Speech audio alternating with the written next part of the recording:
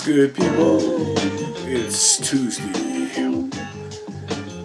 This time next week. This is Tuesday, next Tuesday.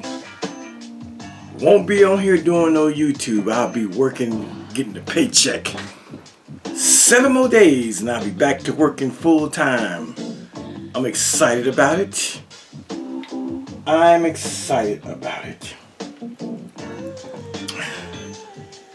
So I'm done with my series on perfection and all that good stuff and Jesus sinning. So I thought I would come on today and just talk a little shit. You know, my YouTube stalker, nemesis, and enemy, Israel struggle doctrine. Let's talk some shit. Yeah.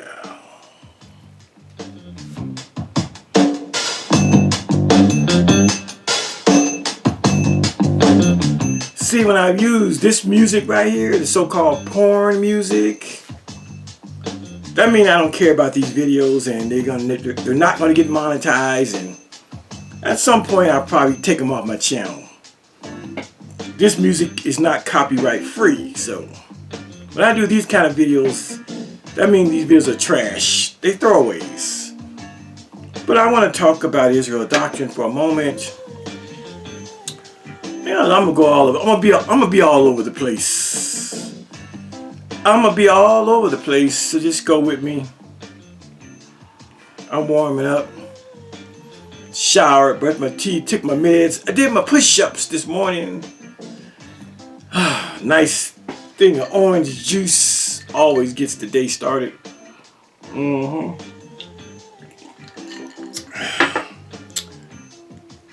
Shout out to J. Mike Florida for acknowledging that I am destroying Pizzy and Gwizzy's Bible conversation. But since J. Mike Florida has come out and said that that I'm destroying their Bible conversation, Israel doctrine, Israel struggle doctrine, today on this Tuesday, he's trying to play catch up. He's tagging me and making these little bullshit points. Some of the points that he makes, that's what I said. You see, as much as Pizzy and Gwizzy claim they don't watch me, that's the reason why people like J. Mike Florida says that I'm destroying them, because they don't know what the argument is. And today, Israel doctrine, he's nothing but a Johnny-come-lately. He's trying to make points about shit I just taught using somebody else's voice. He's trying to make points about some shit that I actually agree with. Jesus said, John 10:30, I and my Father are one. Jesus was blasphemous. I said that in my series. That's what makes Jesus a sinner in the eyes of the Jewish body politic. He's going over stuff. See, it shows you how stupid he is and how ignorant he is, that he's trying to make arguments about shit that I actually agree with him on. He quoted a scripture today and tagged me about the Jews saying, we're not going against you because of your good works. We're going against you because you make yourself equal with God. Because you blaspheme. That's what I've been teaching. But if you're not watching my videos and then you try to make these points, everybody who's watching are going, well, that's what Khalil said. You see how it works, Israel doctrine? You see why it's important to study and watch your enemy's videos, so that when you begin to teach or speak on them to make your points, you don't make the mistake of making points that he's already made that he agrees with. I said in my series on Jesus being a sinner, that from the eyes and the worldview of the Jews, specifically the Pharisees, the Sadducees, the scribes, and the lawyers, from their viewpoint, Jesus was every bit a sinner because he did things like make himself equal with God, which means he blasphemed, which means he's a sinner. I made that point. Here you come today, you Johnny-come-lately motherfucker, making the same point that I already made. But again, it shows that you haven't been paying attention to my videos. You've just been reading the titles. I know what you do. You come over to my channel and you look at the titles and you think from the title, you think you got it. And you don't even know where the fuck I be going. So then you come on days late to try to catch up because somebody on your team has said that Khalil Amani is destroying your conversation in the Bible. Now you're trying to play catch up. Now you run to catch up. And then you make stupid points that I've already made that I actually agree with. When Jesus said he was equal with the Father, the Jews said you sinning, and that's blasphemy. That's what makes Jesus a sinner. You gotta be current, my nigga. You gotta be current. Talking about now you want to talk about perfect and what it means in the Greek and all that stuff. Oh, nigga, you late. I already taught that shit. You're late, nigga. You're late to the party. But I get it. I said J. Mike Florida told your bitch, the so-called Trump my queen, that Khalil Amani is destroying both of y'all's biblical conversation. You butthurt this morning. You butthurt this morning after hearing what the hand said, even though you say fuck the hand. But he hurt you. I said, J. Mike Florida, he hurt you. He hurt you and that woman when he said that Khalil was destroying y'all's Bible conversation. It hurt. It stung. It would sting me. Hell, if somebody on my side, Leak you and, Zartan and the Jafar the Messenger Black Man, if they said that about me, if they said y'all was destroying my conversation, I'd be butthurt too. I'd wake up the next day and start trying to catch up. Nigga, you can't catch up with a rolling train. I'm going on down the road. We passed that. I typed a couple things to you this morning, and that's all you get. That's all you get. That's all you get on that. You're playing catch up, my nigga. You're playing catch up. Now, I heard you've been saying this shit for years. You said it, I think, yesterday. He was supposed to debate me. He was supposed to debate me. And then he went over there and debated JJ 7000 and brother, what's his name? Brother Polite. You're still butthurt that I didn't debate you. He acts like, Israel Doctrine act like me not debating him when I told him I would probably debate him first if and when I decided to take a debate. But I ended up debating, I believe, Brother Polite first. Yes. He act like that's the worst sin a man could do. Go back on his word or not fulfill his word.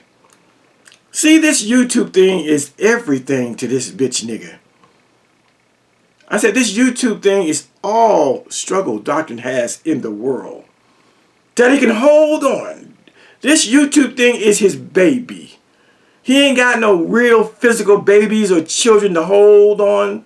He ain't got no real physical girlfriend to hold on. He ain't got no real physical wife to hold on. And the bitch that he's courting in Africa named Molly, he can't hold her either because she's 10,000 miles away. So all Israel Doctrine really has in the world is YouTube. So he takes this shit super serious. And when you say something to Israel Doctrine, you better keep your motherfucking word. Like he keeps his word. Like he keeps his word about everything he's done. I bet your mama told you to be a good boy and go to school and graduate. Did you do what your mama and daddy said do? Were you a good boy in school, or did you make shitty grades and eventually drop out in 7th, 8th grade, nigga? And if it's true that you went to school till 11th grade, how come you spent 14 years of school? That's because you was a dummy and you was riding the short yellow bus for several years. I see why you say you dropped out in the 11th grade. In the 11th grade, you had been in school from 1st to 11th grade for 14 years. You said that. I didn't say it. That means what you're not telling us is that you failed a couple of grades, that they kept you back in a couple of grades. That means you didn't pass 1st grade. They said, no, he's not ready to go on with the 6th graders. Keep his ass back for another year. That means you failed another year, maybe the 6th grade. No, don't let him go to middle school yet. He ain't ready. Keep him back in 6th grade. You ain't talking about that. 14 years in public school and still only made it to the 11th grade?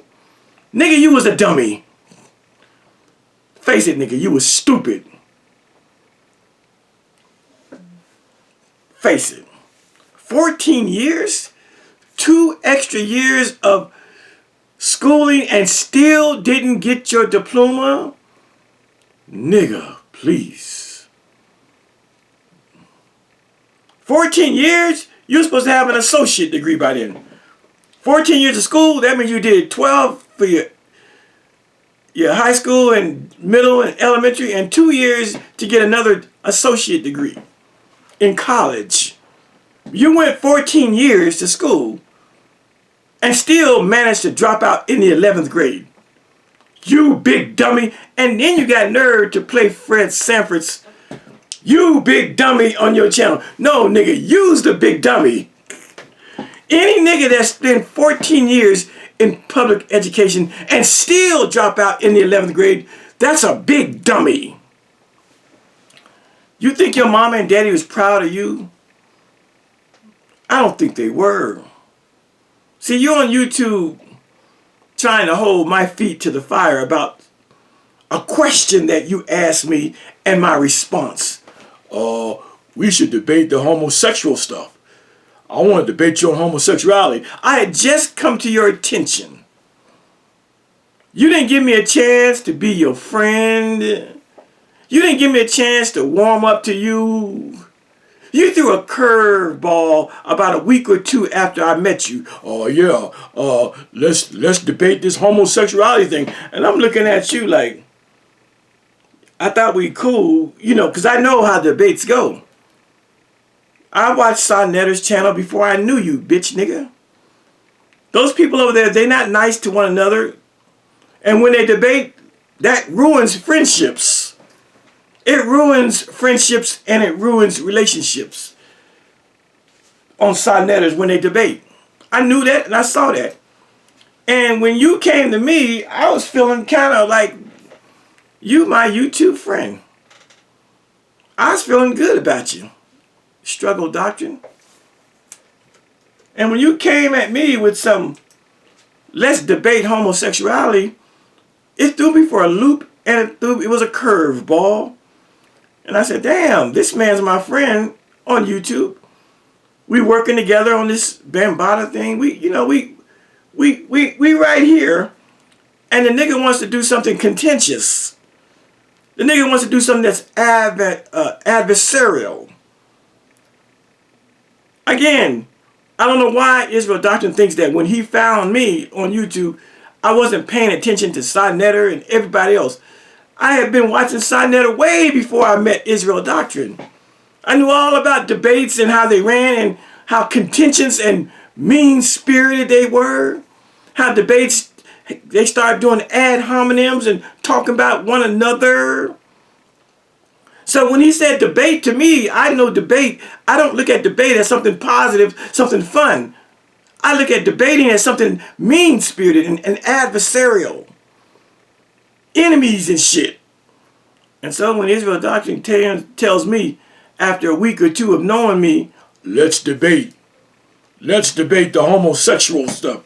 Since you're an LGBTQ advocate, let's debate it. It threw me aback. I said, you know, so I had to give him an answer. So off the cuff, off the top of the dome, I said, well, if and when I debate, you'll be the first to get one. He didn't recognize that I just gave him the, the Heisman, the get the fuck away from me, You know what women do to men? What women do to men, you know, when a man sees a hot chick, he walks up to her and starts trying to mac to her and talk to her, and she's not really feeling him, but she's polite. So she says to him, when he says, hey, let's go out. When a man says, hey, babe, let me take you out for, dinner or something. And she goes, well, I'll let you know. Well, let me give you my number. Okay, no, you give me your number. I'll let you know. It's the blow off. When you brush somebody off, when a woman wants to blow a man off, not figuratively speaking, when you want to brush somebody off, when you want to give them the shoulder in a polite, nice way without being rude, a woman might tell a man, I'll let you know. If a man is perceptive, he knows that when he asks a woman out and she says, I'll let you know, if he's been around enough women, he knows that's a no. I'll let you know is a no to a man who's dated enough women to know that she's not interested. But just like Israel Doctrine has only dated one or two women in his life, because every time he talks about a woman, it's the same bitch that he claims he got pregnant. Even though the bitch was married with a whole husband, he thinks it was his sperm that made those kids. Nigga, it wasn't your sperm. You ain't got no kids. Israel Doctrine thinks because he fucked a married woman 2 or 3 times. Meanwhile, she's going home to her husband and getting dick on the regular, daily and nightly. He thinks that his sperm superseded his 2 or 3 times of ejaculating in that woman. He thinks those 2 or 3 times raced faster than the husband who's getting the pussy 7 days a week. I mean, it could have. There's a possibility. But the probability is, if you only hit the chick 2 or 3 times, and you got a husband, and he's hitting that shit nightly and daily, probably his sperm is the one that touched that egg first. But Israel Doctrine, he wants to have a claim to fame. He wants to put in his mind that he got some children. Nigga, you ain't got no children. If you had some children, if you really thought you had some children out here in the world, you would probably want to go and find them and make amends and have a relationship with them. But you haven't done that because you know in your heart of hearts, they probably ain't yours. Yeah, you fucked a married woman. But that married woman was getting another dick called husband dick.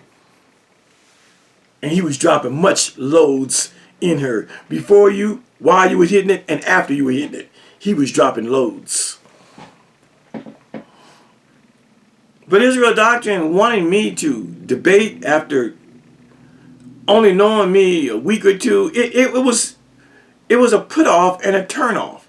Number one, I said, why would my co-worker here on the Bambaataa story, my YouTube friend, why would he want to turn something beautiful that we got going on, that we are attacking the Bambaataa story, why would he want to turn that into contentiousness and strife and argument and bitterness and make us enemies? Because that's all that happens on side netters when people debate. They become enemies. And again, I rather liked the fellow in the beginning. He was level-headed. He talked with some sense. But that was the red flag number one after knowing me for a week or two, wanting to have a strife with me over this whole LGBT gay lesbian thing. Because he knew I was a proponent of gay rights. That threw me for a loop. And again, to answer him when he asked me for a debate, thinking quick on my feet, I simply told the nigga, well, because I had never debated. I didn't come on YouTube to be a debater. I didn't. But so I told him on the fly, I said, well, if I decide to debate, you'll be the first I'll give a debate to. It was the same thing as a woman saying, well, I'll let you know. when a man says, let's go out. Let me think about it. I'll let you know. I'll get back with you. That means that the woman is never going to take you up on a date. You're never getting the panties. You're never going to smell it. But because Israel Doctrine is an old country bumpkin ass nigga who hasn't been around enough women to know when a woman is letting him down easy with a, well, I'll let you know. In his mind, well, I'll let you know, he don't see it as a no. He sees it as a future possibility. Those of us that have been around and have dated men for sure, we know if a woman tells us, I'll let you know. Let me think about it. We already know that's a no. And we move on down the road and try to find another woman to bed down.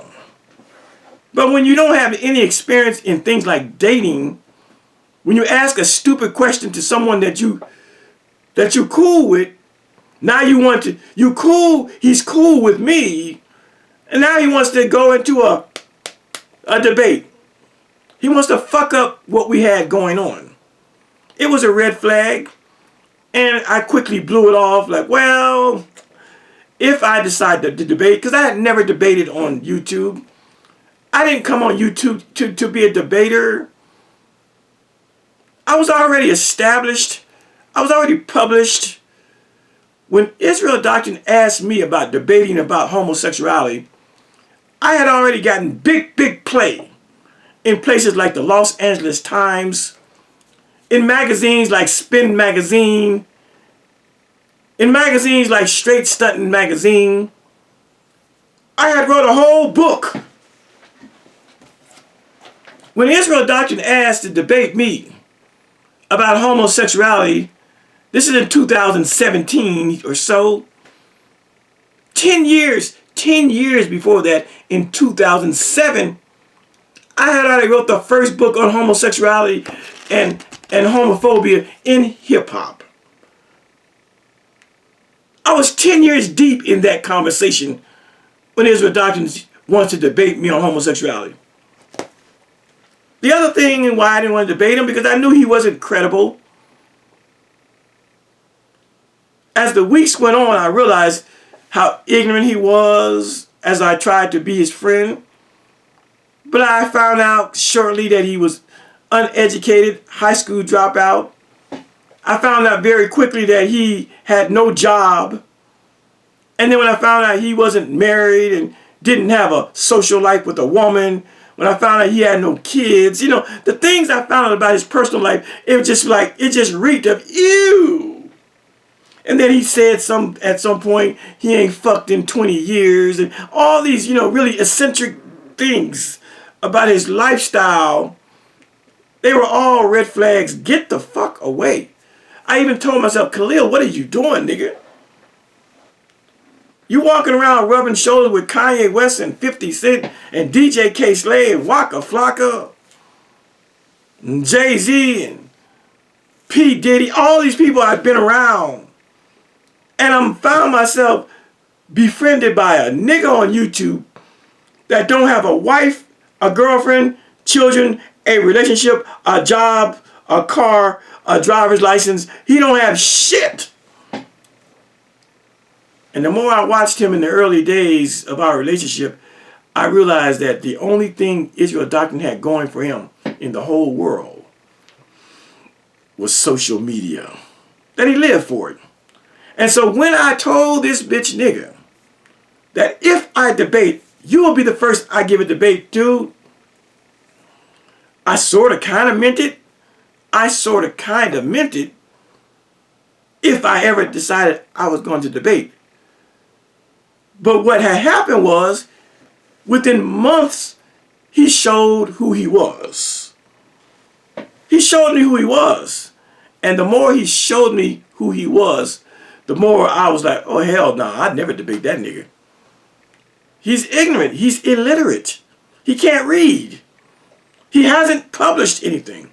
Again, when Struggle Doctrine asked me about debating the homosexual question, I had been quoted in the Los Angeles Times, Spin Magazine, Straight Stuntin' Magazine, other newspapers. I had been quoted by, and I had a whole article about homosexuality on Davy D's website. Davy D is a hip hop giant. He's a hip hop pioneer, Davy D, from the Bay Area. I had written a book on homosexuality.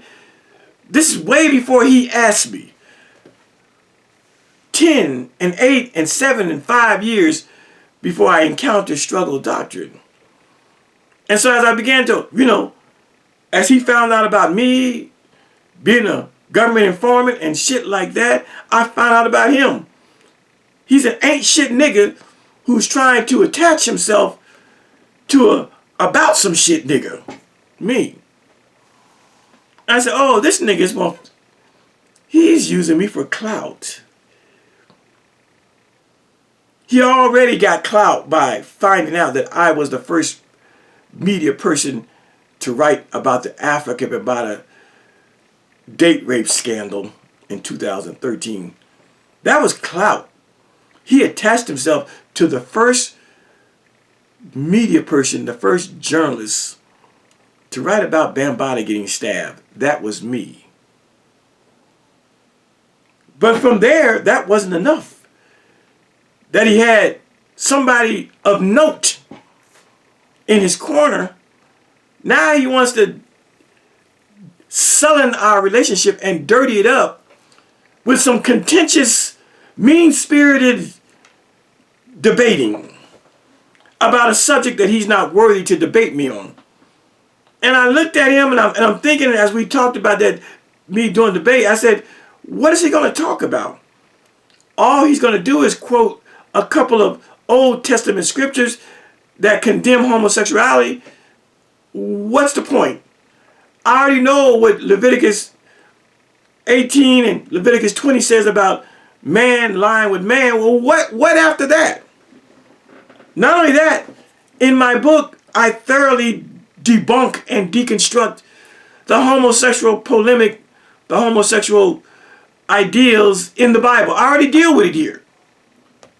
If you want to debate me, if you're serious about debating me on homosexuality, the first thing you should have did is go on to Barnes & Nobles or go on to iUniverse.com and bought my book and see what my ideals about homosexuality were, if you were serious. But being a broke-ass, bum-ass nigga with no job and no credit card, he wasn't going to do that either. He thought that he was worthy to sit across from me and debate homosexuality with he had zero skin in the game on this subject. The most he had about homosexuality was just reading the 2 spurious scriptures in the Bible condemning same-sex attraction. That was it. Meanwhile, he wanted to debate a whole author, a whole dude that's published, a whole dude that's been written about in the LA Times and Spin Magazine and Straight Studding Magazine and other places. He wanted to debate me with no skin, he brought nothing to the debate that says he's my equal on this subject. And these are things I realized quite early. And so there came a time when it was found out that I was a gay rights advocate and had wrote the book, and Brother Sarnetta wanted me to have a conversation with Brother Polite. Actually, Brother Polite stepped up. He saw me, I guess, heard some things, and he asked Sarnetta to contact me and say he wanted to debate me. And honestly, this is the honest 100% truth on my mother's grave. And that is, when Brother Polite asked me to debate him, that was maybe 2 or 3 years after Israel Struggle Doctrine first asked to debate me on homosexuality. The honest truth is, by the time Brother Polite asked for debate, it might have been 4 years later. It was definitely between 2 and 3 years after Israel Doctrine requested a debate. But when Sarnetta contacted me about Brother Polite debating me, I had totally forgotten that I promised or told Struggle Doctrine that I would debate him first. I totally forgot about it. You know why I forgot about it? Because I knew I would never debate that fuck nigga. Because in the beginning, we were friends. I'm not debating someone I consider a friend. I'm not debating someone I consider a colleague or a co-worker, as he used to say. I'm not debating you because I knew that debates led to strife and arguing, enmity and hatred, name calling. I'm not debating you because you are my YouTube friend, my nigga. But he didn't see me that way. I guess I was green. I guess I was naive. I guess I was somewhat charmed by his presence in the beginning. I'm a genuine person. If you contact me and we strike it up and we talk civil and there's no disrespect, I begin to like you because you are a genuine person. In the beginning, Pizzy was a genuine person. I generally liked the guy. We had no contention, no strife, no bad words, no negativity. It was all love and positivity. Why would I want to change that dynamic for the sonnet or debate dynamic where we know once we start debating, it's going to get ugly? That's what I was watching. And I said, no, I think to myself, no, you're my friend. I'm not doing that with you. I like you. We're going to keep it that way. That's what I was thinking in my naivete. But this bitch nigga out the gate, once he recognized that I was a government informant, he looked at me like this. Scorn. Oh, he continued to act like he was. See, he was a fake motherfucker. You know how Hassan Campbell said, your smile ain't matching your handshake. That was Struggle Doctrine. His smile was not matching his handshake. Because the minute I told him that I was a former government informant, he began to record my phone calls without me knowing, talking about me behind my back, just doing shit, and then call me on the phone. Hey, brother, how you doing? We're going to do this on Bambaataa. We're going to do this on Hassan. Okay, I got you. I'm going to write some shit on Hassan today. I'm going to write some shit about Bambaataa. I'll send it to you so you can post it. And then the nigga was taking my writings, my work, my writings, putting them on his channel, and he was getting monetized, so he was getting paid off of my writings. And then come on here years later and say, the nigga ain't never sent me a dime. He knew I ain't had no job. Like he was my bitch. Like he was my child, my son. Out here on YouTube complaining that I never sent him a dime. But that's a lie because he was getting paid off of the many. When I say many, back in those days, I was putting out 2 and 3 written articles on YouTube a week. And he was getting them all, and he had the free run. He had the free reign and the free run to post my written blogs on his YouTube channel, and he was getting paid. He was monetized. So I did pay that bitch nigga. The reality of the fact, he never paid me.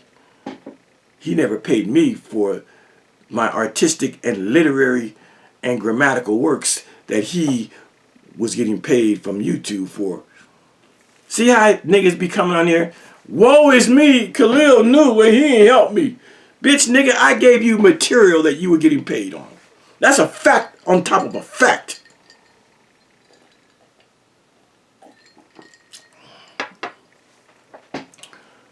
So yeah, I just wanted to cover that. So every time this bitch nigga says that I promised him the first debate, first thing is, I didn't promise you. I didn't say Scout's honor, however they do it, Scout's honor. If I debate, you're going to be, I promise you, you're going to be the first. I never promised you nothing, nigga. I made a blanket statement off the cuff because you asked a blanket question off the cuff. Your question came out of left field and my response came out of right field. I said, your question to debate me came out of left field And my response came out of right field. Again, I never expected you to say, let's get into a debate. Let's get into contention. And then again, after he asked me and I said, if I debate you, you'll be the first. After that, I began to watch Israel Struggle Doctrine debate other people. And it further said, oh, hell no, this nigga Pizzy has no decorum. This nigga is highly volatile. This nigga catch feelings quick. He is not debate material. And so by the time 2-3 years later, when I decided to do my first debate with Brother Polite, I didn't even remember I said some shit about, well, if I debate anybody first, it'll be you. I had forgotten about it. And by 3 years after that, I was done with Israel Doctrine anyway. And 3 years after that, when I decided to debate Brother Polite, I had already had Israel Doctrine's number. He was a bum-ass nigga looking for a come-up. I had his number by then. But at least twice a year for the last 8 years, he brings up the fact that I once said, well, if I debate anybody first, it'll be you. Like, I don't have, like as a grown man, as a grown adult, I don't have the right to change my mind. I tell my kids all the time, we all grown up in here. And when you grown, you have the freedom and the right to change your mind. So I changed my mind about that bitch nigga based on everything he presented on YouTube. Not to mention, he just didn't have the backing.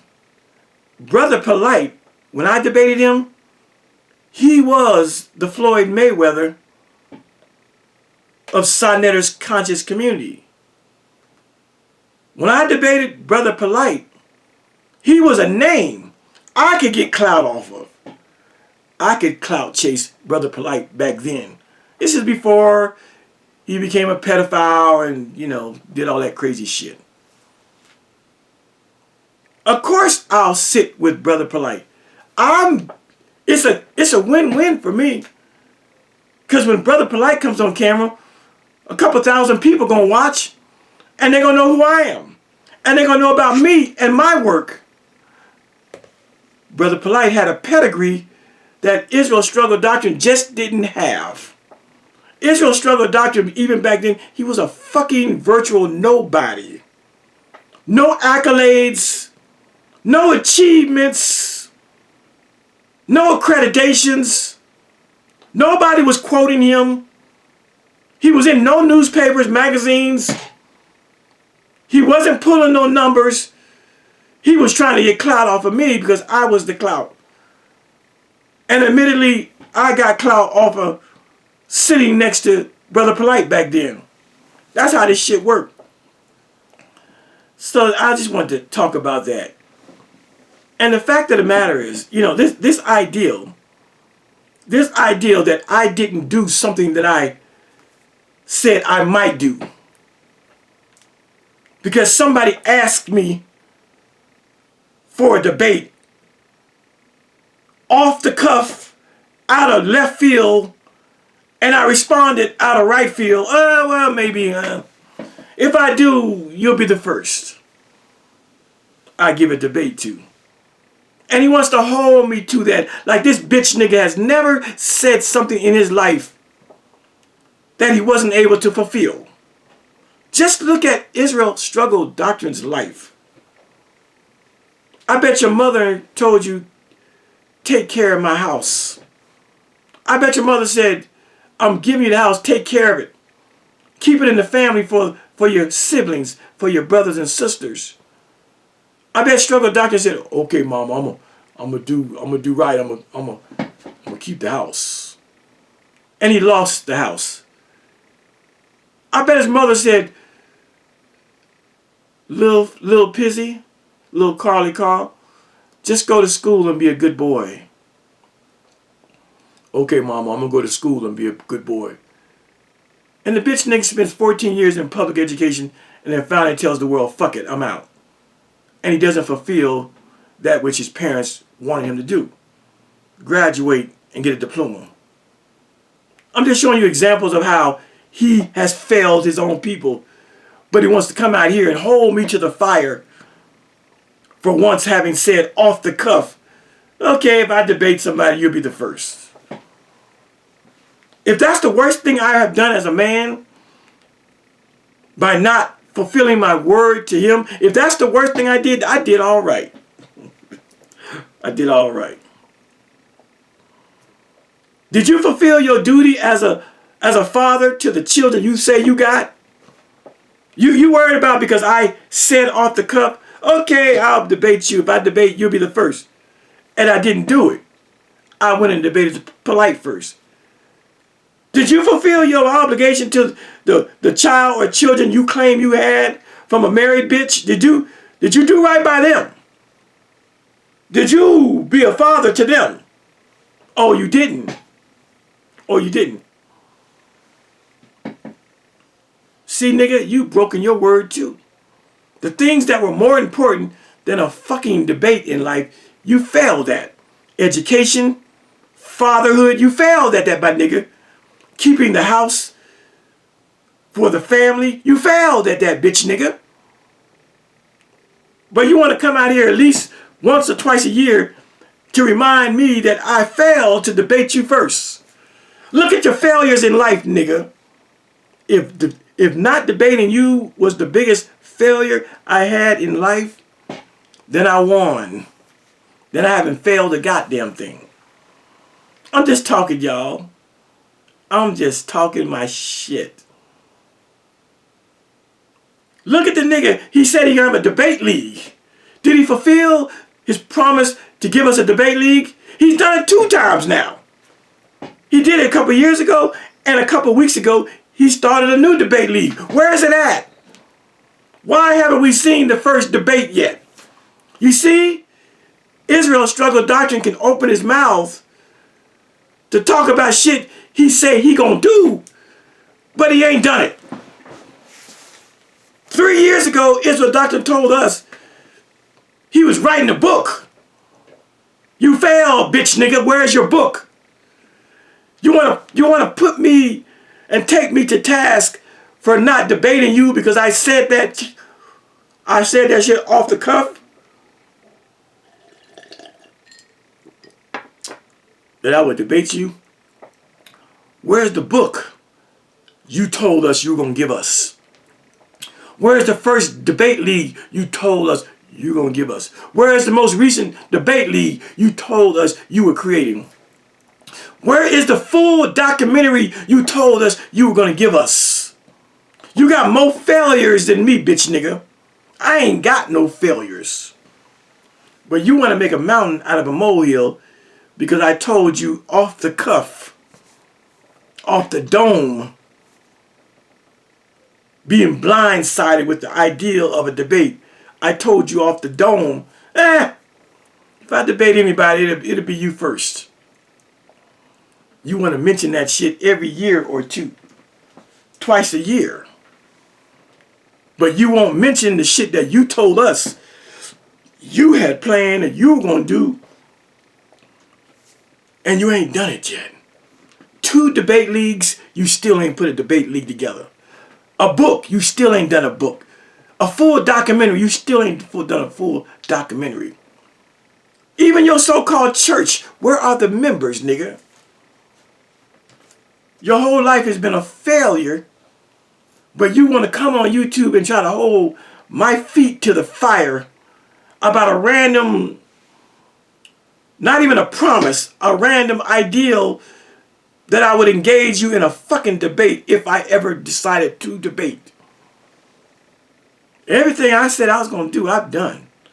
When I said I was going to write books, and get my story on TV, magazine, newspapers, going to buy a house, get married, I'm going to raise my children, the important things in life. that have nothing to do with YouTube. I did those things.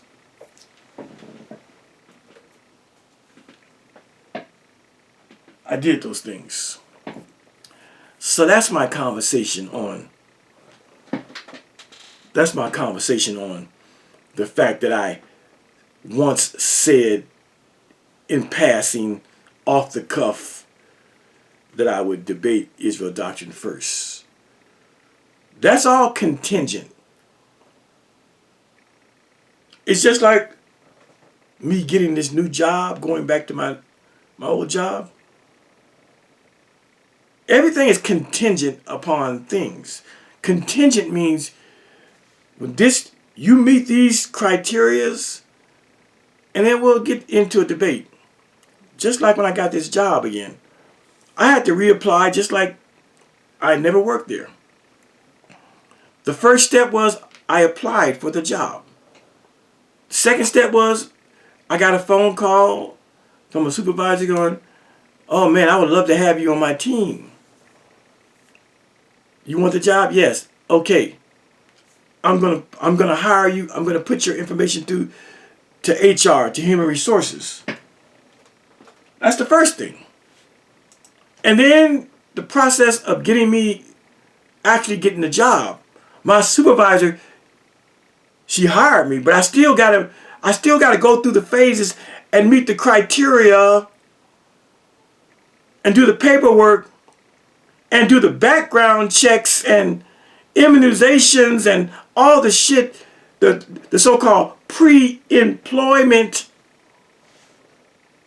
I got the job, but I gotta still, the job is based on the contingent things. Things I have to do so that we can get to the end and I can get the final congratulations, you're hired. My worst nightmare and fear of applying for any job is the fact that I was a government informant who was in the federal witness protection program. Therefore, I've had a former name and a new name, and some of my degrees and accolades and technical and trade school stuff is in my former name. And so when I apply for a job, there's always a conversation, and there's always I have to get over the hump of showing these people this name, Lloyd Clark, with a degree in this and a certification in this, to match that name with Khalil Amani. It's always a hard task. And sometimes I've applied for jobs that we weren't able to put those names together, and they said, "We offered you the job, but unfortunately, we're not able to verify Lloyd and Khalil are the same person." So it's always a stressful thing when I apply for a job. And even though I retired from Kaiser after 20 years, going back, I still was going to have to go back to the whole process, the contingency of getting a job, which means I have to go through a background. And when I got to that background phase, there it goes. Those two names are going to rear their ugly heads, and we got to figure that shit out. But luckily, me wanting to go back to my old job, we got over that hump. It wasn't even a problem. Probably because I already had 20 years with the same company, and they knew who I was. But everything is contingent. Getting a job is contingent upon your credentials, education, and background verification. Same thing with the so-called debate. Back then, for me to debate Israel doctrine, it would be contingent on his behavior and what he really brought to the table to have a conversation with a veteran, a published author on this homosexual subject. And it became very clear, very, very, very early, that what I said about debating him, I'd have to rescind and take it back. The contingent debate did not live up to it because he did not meet the criteria. He wasn't published. He wrote no books, no articles, no newspaper articles, nothing that had Israel doctrine as an authority on homosexuality. He wasn't published in no magazines or newspapers. He wasn't even published on websites on the internet about this subject. He had no skin in the game. He had no business even asking me to debate him. He was a fucking Hebrew Israelite who wanted to use 2 scriptures to prove that God don't like gays. That's all he had. But when you a dropout motherfucker like him, your ego and your narcissism makes you think, even though you have no skin in the game, even though you have nothing to offer, even though you can't point to nobody else who ever said that Carl Albert Davis said this about homosexuality in print, in media. But when you are egotistical and narcissistic, you think you can step to a man who's been quoted about homosexuality in the Los Angeles Times and Spin Magazine and Straight Stunt Magazine and DavyD.com and published his own book on homosexuality. You think you can sit with a man like me. Bitch nigga, that's your own ego and narcissism fucking with you. All right, we're gonna switch subjects. We're going to switch subjects. So you're trying to play catch up. We've already talked about that. Try to play catch up. Now you want to talk about Jesus being perfect and all this perfect shit. Nigga, I'm past that. We're done with that. Let's talk about being a Hebrew Israelite. See what Israel Doctrine has done with the Hebrew Israelites? He's lumped them all together. Just like you have, I don't know, 2,000 denominations and sects of Christianity, and they all teach something different. You can't lump the Catholics in with the Protestants, although they are all Christians. You can't lump the Baptists with the Methodists, although they're both Christians. You can't lump the Seventh-day Adventists in with the Jehovah's Witnesses, although they're both Christians. So it is with the Hebrew Israelite movement. Not all Hebrew Israelites are racist and separatists and anti-Jew and anti-American and anti-white people. You can't do that. And so Israel Doctrine becoming a Hebrew Israelite under Elder Bowie and his Israel of God Church is a prime example of how Israel Doctrine has bastardized the Hebrew Israelite movement. In Israel Doctrine's stupid and weak and perverted mind, when he hears the word Hebrew Israelite, he simply lumps every faction, every school, every camp of Hebrew Israelites into one big old ball of gumbo. And that's the tragedy of what he's trying to do. That's just the tragedy. So let me show you something. As it pertains to Brother Bowie's school, his Israelite school,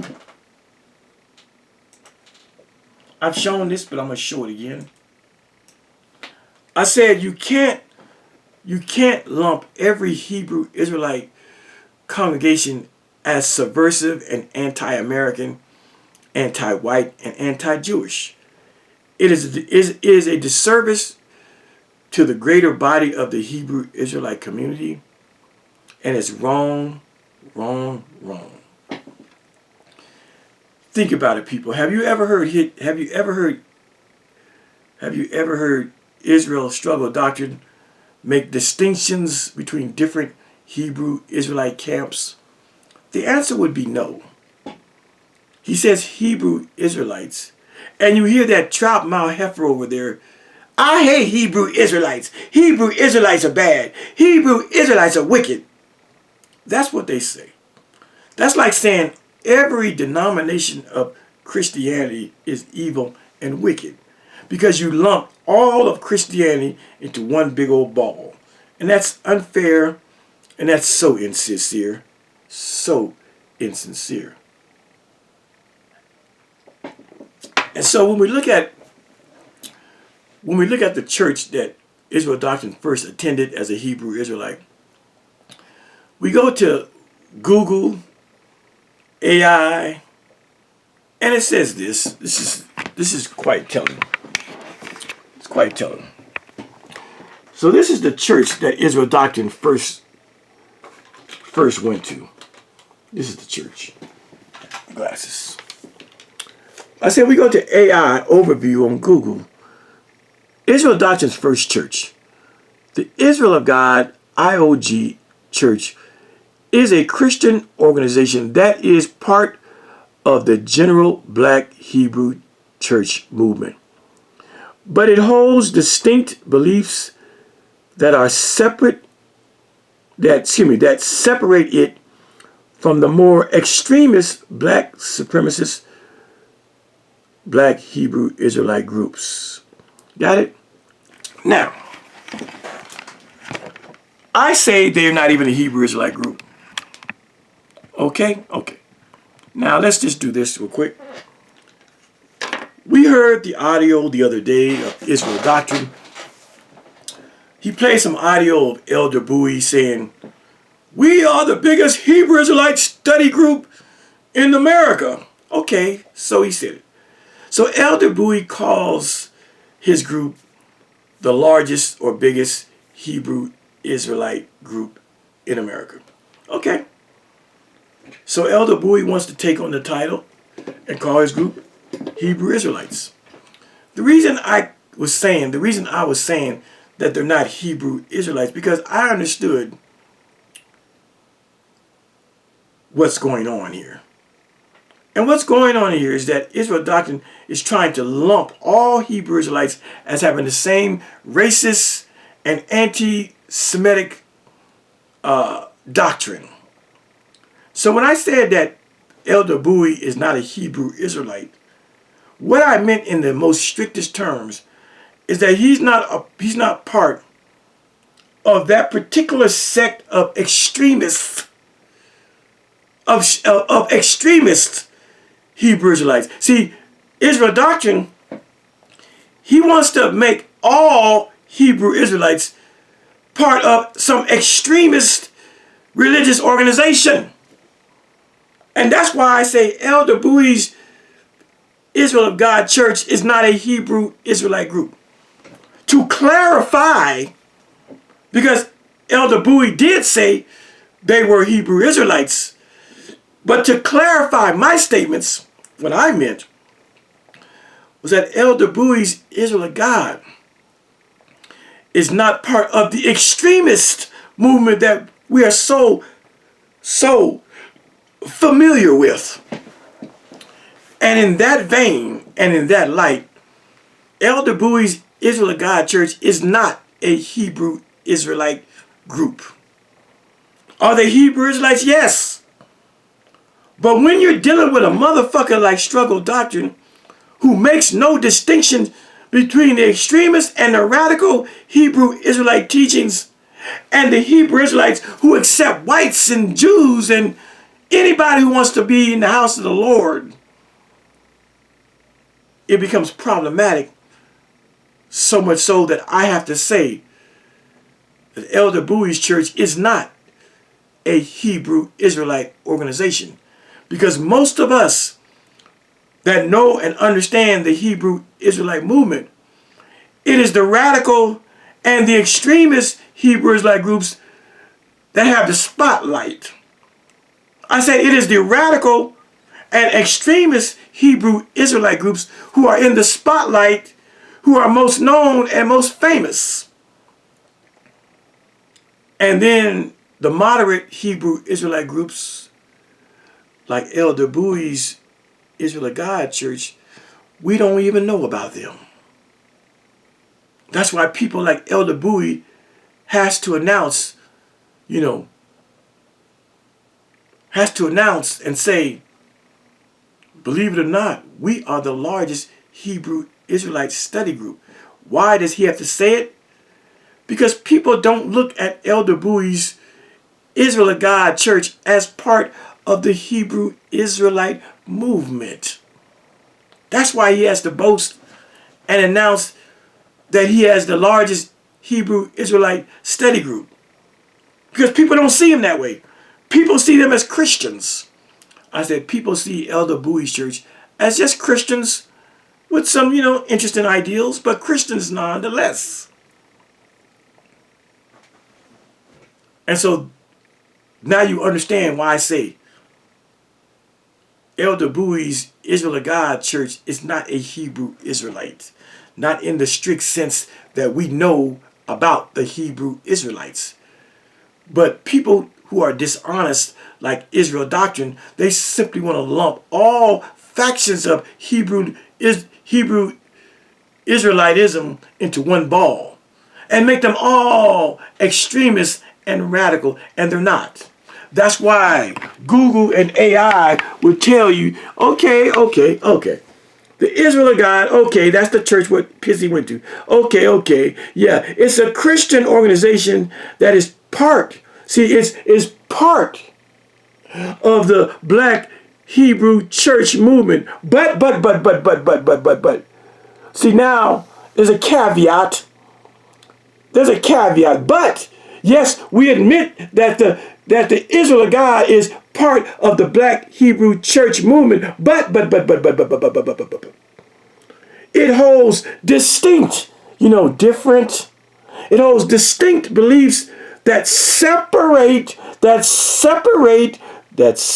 it from the more extremist, radical, black supremacist, Black Hebrew Israelite groups. See?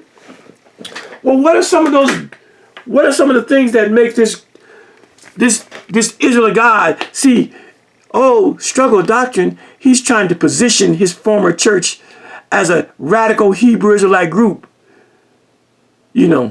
Because some folks have labeled the Hebrew Israelites as radical anti, He's trying to position his group with the Yahweh ben Yahwehs and the IUICs and the ISUPKs, when the fact of the matter is, Israel Doctrine, he belonged to a real nice church, a real nice Hebrew Israelite conversation that wasn't about that fuck shit of the more radical and extremist Black Hebrew Israelites. It's right there.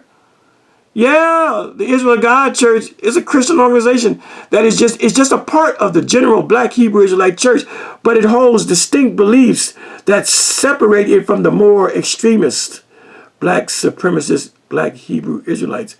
Has Israel Doctrine shown you all this? No, he hasn't. He's tried to lump his former church, the Israel of God, in with General Yohana and all those other crazy churches, Hebrew Israelite churches that are radical, that are extremists, that are separatist movements, and they aren't. And what makes them different? Right here. Although they are Hebrew Israelites, they are into multiculturalism. The Israel of God believes the house of the Lord is a house of prayer for all. That's cut off. Let me find the other part. For all. Here it is. Here it is. Key distinctions and beliefs of the Israel of God church. This is Israel Doctrine's first Hebrew Israelite church. Multiculturalism. The Israel of God believes the house of the Lord is a house of prayer for all people and embraces multicultural, multi-ethnic, Messianic Judaism, contrasting sharply with the racially exclusive and Black supremacist doctrines of some other Black Hebrew Israelite groups. You see? More. In summary, while the Israel of God Church is an organization of Black Hebrews, it is distinct from the more radical Black Hebrew Israelites sects that preach Black supremacy, racial hatred, and anti-Semitism. The Southern Poverty Law Center specifically notes that most Hebrew Israelites are neither explicitly racist nor anti-Semitic and do not advocate violence. And the Israel of God, Israel Doctrine's church, falls into this more moderate category. Goddamn. What a fucking dishonest fuck. Israel Doctrine has been in sharing with us that he was a Hebrew Israelite. You see how dishonest Israel Doctrine is? There's a watchdog group called the SPLC, the Southern Poverty Law Center. They are a watchdog group against all hate groups. And they have said about Israel Doctrine's former group, the Israel of God Church under Elder Bowie, that they are not an extremist and they are not a radical Hebrew Israelite group. They are moderate. They are normal believers. But you never hear Israel Doctrine say this. When Israel Doctrine talks about Elder Bowie and his first former church of worship, the Israel of God, and tells us that they are Hebrew Israelites, he don't tell us that they are not of the antisemitic, black supremacist, and radical nature. He doesn't tell us that his former church is into multiculturalism and they accept all races and that their church is a place of worship for all people. Does Israel Doctrine say that? No. He tries to frame Elder Bowie's Israel of God Church like we frame ISUPK and IUIC. He's a fucking dishonest bastard. And so there are watchdog groups that actually monitor Hebrew Israelite groups. The FBI, the ADL, Anti-Defamation League, the JDL, the Jewish Defense League, and the SPLC, or the Southern Poverty Law Center. Those four organizations, they monitor all hate groups. Guess what? When you look at the list of hate groups by these four groups, the FBI, the ADL, the JDL, and the SPLC, the Southern Poverty Law Center. When you look at the list of hate groups under these four organizations, guess what? Elder Bowie's Israel of God, Pizzy's first church, is not on the list. Does he tell you that? No. Israel Doctrine, he tries to lump all of them together. And he wants you to believe that he left his first church, the Israel of God, because they were Hebrew Israelites. But in this bitch nigga's mind, not understanding the variations and distinctions between teachings of different Hebrew Israelites, his ideal of a Hebrew Israelite was the General Yohana and ISUPK. His ideal of General Yohana was Sakari. His ideal of Hebrew Israelites was IUIC. And by the way, when you look at the FBI, the ADL, the JDL, and the SPLC, the Southern Poverty Law Center, when you look at their websites about subversive, anti-American, and black hate Hebrew Israelite groups, I'll tell you a few of them that are on the list. IUIC, we see them, those are the brothers you see on YouTube with the purple and gold. Purple and gold, IUIC, Elder Nathaniel, they're on the watchdog list as a hate group of Hebrew Israelites. ISUPK, General Yohana, and Captain Tazariak, who's all over the fucking place. He damn near became a YouTube whore. They're on the list of hate, subversive, radical, extremist, black, Hebrew Israelite militant groups. ICGJC,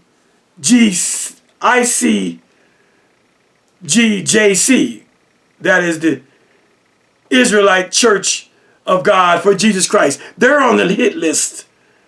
I already said the Sakari Israelites, that's Guerrilla Hebrew in them.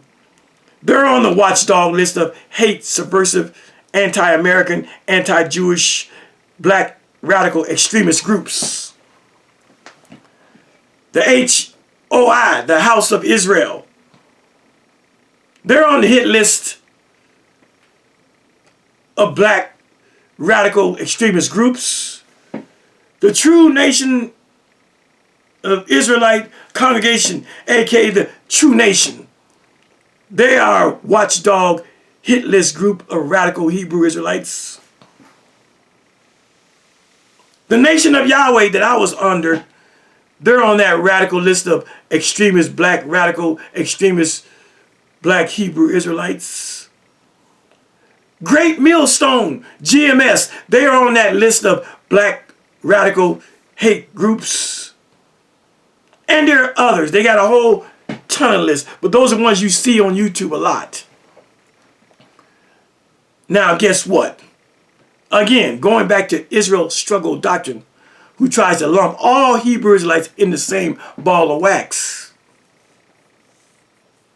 The three churches that he attended, Elder Bowie's Israel of God, Brother Daniel Ashcroft, aka Brother Danny, his House of Jacob, and Brother Marlon Ewing and his COI, the Church of Israel. Guess what? The three churches that Israel Doctrine went to, they are not on the ADL, the JDL, the FBI, or the Southern Poverty Law Center watchdog list. They are not on the list of hate and extremist and subversive and anti-American and anti-Jewish hate groups. So what does that mean? What it means is that Israel Doctrine has been bouncing around for nothing. That these groups, the FBI, the ADL, the JDL, and the Southern Poverty Law Center, they smart enough to make distinctions amongst the Hebrew Israelite movement. These good white folks, they know that not everybody who's black, who calls himself an Israelite, is anti-American or anti-Jewish, is subversive and radical. They have studied these groups and they said, oh, that group, the Israel of God by Elder Bowie, they just Christians who believe that they are Jews also. Oh, they even have white folks. Oh, they even say on their website that this is a prayer house for all people, and they practice multiculturalism. What a novel idea. A Hebrew Israelite congregation that accepts all people, all kindreds, and all nations. This is the fine print that people like Israel Doctrine don't want to tell you. The three churches that he was a part of, none of them are extremist. None of them are radical. None of them are subversive. None of them are anti-white people and anti-American. None of them are on the ADL or the JDL or the FBI or the Southern Poverty Law Center's watchdog list of hate groups. Has Israel Doctrine ever said that? No. He wants you to think that the churches that he was part of are just like General Yohana's ISUPK. Struggle Doctrine wants you to believe that the three churches that he was a part of are just like the Nation of Yahweh, murderers and haters. Israel Doctrine wants you to believe that the three churches he belongs to are just like IUIC and Elder Nathaniel's radical and racist and anti-Jewish churches. And they're not. And when people like Struggle Doctrine fail to disseminate that type of information, it shows you that they have an agenda, and the agenda is false, fake, pseudo. They are hiding. Israel Doctrine came from a very loving church family. He came from a very non-radical church family. I said the three churches that Israel Doctrine belong to, they are not on the watchdog list of the FBI, the ADL, the JDL, or the Southern Poverty Law Center. Those are the four groups that monitor the Ku Klux Klan and any other hate group, the Proud Boys, anybody.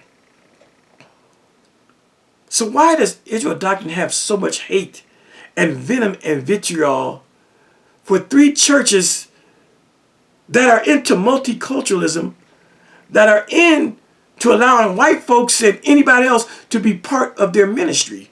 Why does he want to try to dupe us and trick us to believe that he comes out of the same extremist and anti-Semitic and black supremacist church like the ones we know about on YouTube? He's a dishonest fuck, I tell you. He's a dishonest fuck. It takes someone like me to come and share with you where he comes from. I can tell Israel Doctrine's backstory better than he can tell it. I can tell you about the churches that Israel Doctrine comes up out of better than he can tell it. He tries to conceal the fact that the three churches he came from, they were goody two-shoe churches. They were moderates on the Hebrew Israelite spectrum. That's what all of the hate groups say. If you're not on that watchdog list, then you're okay. And the Israel of God and the house of Jacob and the Church of Israel, Brother Bowie, Brother Danny, and Brother Marlon's church are not on any hate watchdog list. I said Israel Doctrine, he comes up out of a goody two-shoes Hebrew Israelite movement, whereby he had no reason to even leave in the first place because they were actually into the whole mixed multitude that he's trying to promulgate right now. Even the mixed multitude ideal is not even Israel Doctrines. Elder Bowie's Israel of God is part of the mixed multitude. They say we are multicultural. Let me show you that real quick. Let me show you his main church. Just show you his main church if you haven't seen it.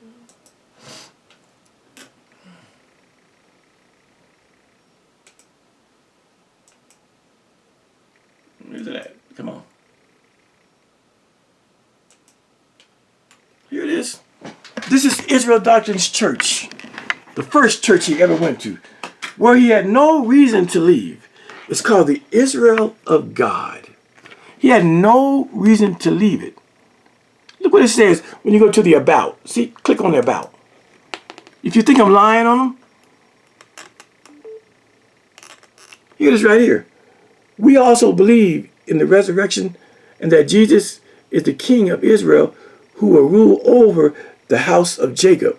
We believe Jesus is the God of all people, not just the Israelites or black people, and his house, the church, the temple, the synagogue, the tabernacle, it shall be a house of prayer for all people.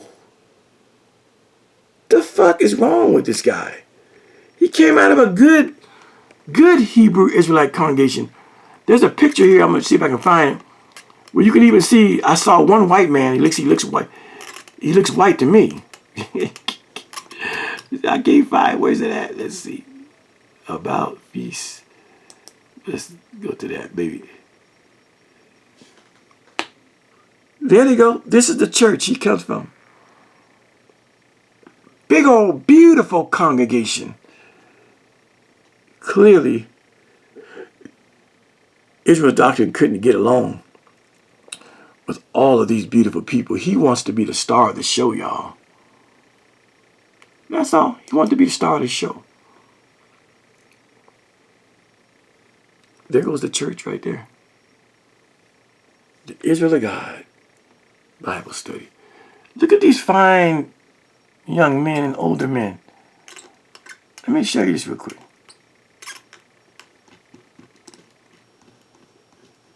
lessons, feast, about, feast, shows. Well, that's not doing nothing.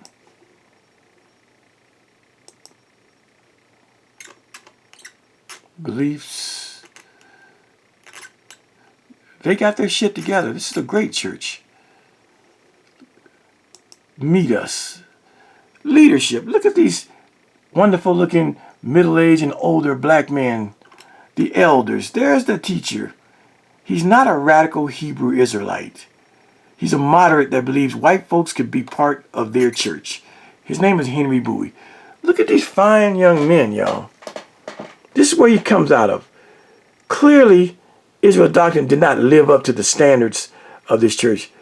You can tell these are fathers and grandfathers, husbands with children, careers, retirement. Look at these men. This is where Israel Doctrine come out of. He did not live up to the expectations of these wonderful, good-looking black men. Look at these guys. This is where he comes out of.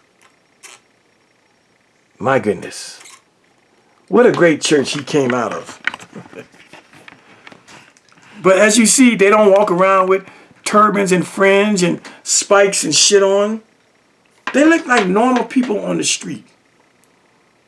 But Israel Doctrine wants to make those people that you just saw part of the General Yohanas and the Elder Nathaniels and the Guerrilla Hebrews. Fuck out of here, bitch nigga. You just been lying to the people.